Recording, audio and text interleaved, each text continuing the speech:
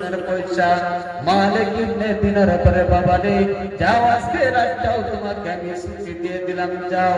এবার মালিক ইবনে দিনার বলে আমার তো কত দিনারের মালিক, এরপরও যদি আমার গোলাম যদি আমাকে একটা টাকা দেয় তাহলে তো আমার দিনার বেড়ে দেবে।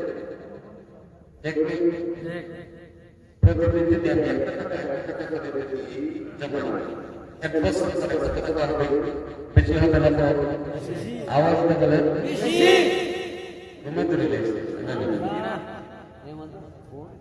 মালিক ইবনে দিনার বলে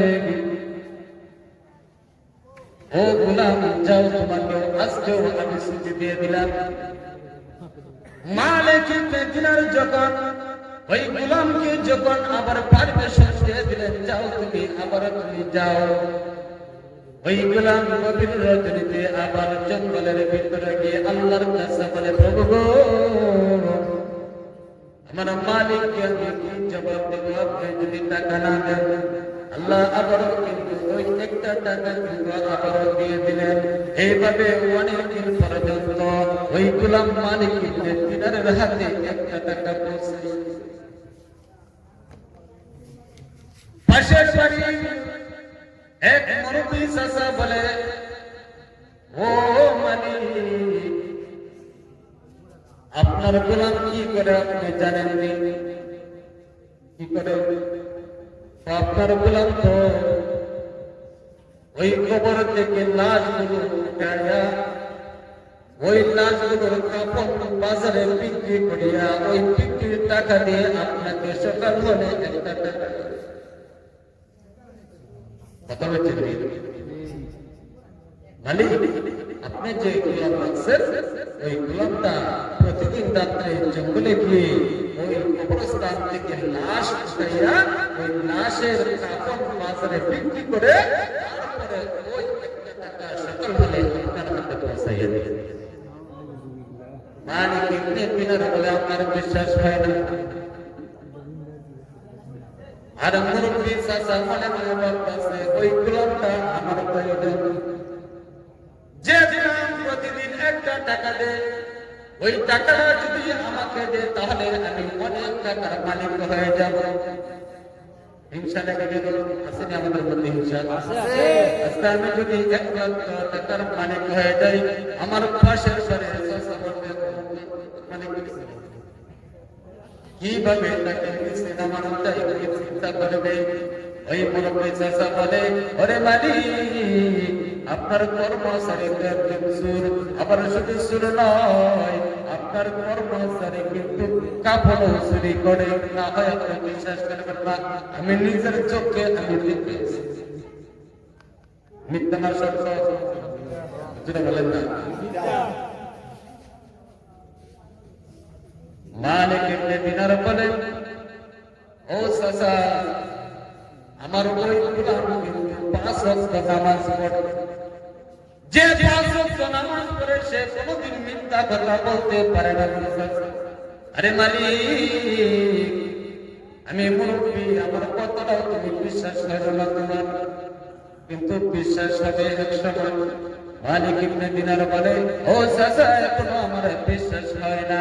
আরে মালিক বিশ্বাস হবে না কেন? আমি মুরব্বী আমার নিজের চোখ দিয়ে আমি দেখলাম যে কাপড়ের কাপড় চুরি করিয়া ওই চুরির টাকা তোমার হাতের মধ্যে দিয়ে। মালিক ইবনে দিনার বলে এরপরও আমার বিশ্বাস হয় না। ঠিক আছে আপনি যদি বিশ্বাস না করেন তাহলে আপনি আপনার গোলামকে আপনি নিজে পাহারা দেন। আমার কথা যদি আপনার বিশ্বাস না হয় তাহলে আপনি নিজেই আপনার গোলামকে পাহারা দেন। মালিক ইবনে দিনার উনার গোলামকে যখন ওই কথা বললেন গোলাম বলে মালিক সন্ধ্যা হয়ে গেছে আমাকে আপনি ছুটি দিয়ে দেন। মালিক ইবনে দিনার বলে বাবা গো তুমি যখন সন্ধ্যা হলে যখন বাড়ি থেকে বাইরে হবে তখন আমাকে জানালে তুমি বাইরে হবে কেন গো মালিক? আমার প্রয়োজন আছে। ঠিক আছে সন্ধ্যা হয়ে গেল। ওই যুবক বলে মালিক এই মুহূর্তে আমাকে আপনার বিদায় দিতে হবে। জানি বাবা, যা বিদায় দিয়ে দিলাম, যা।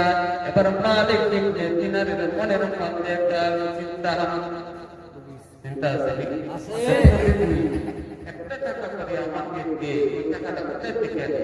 আমার মুরব্বি চাচা বলতেছে, আপনার কাপড় ছোট দুইটা বিক্রি করে ওই টাকা আমার হাতের মধ্যে দিয়ে আজকে নিজের চোখে দেখবো আসলে কি কাপড় বিক্রি করে লাখ টাকা।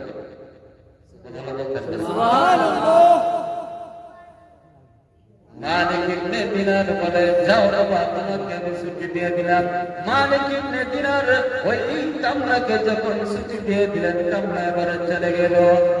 মত কিতাবের মধ্যে লেখে ওই গোলাম যখন 7 কদম যখন পা বাড়ালেন, 6 কদম 7 কদম যখন পা বাড়ালেন, 7 কদম কখন পুরা হবে ওই স্টেজ থেকে আপনার ওই মাথা পড়ে 7 কদম।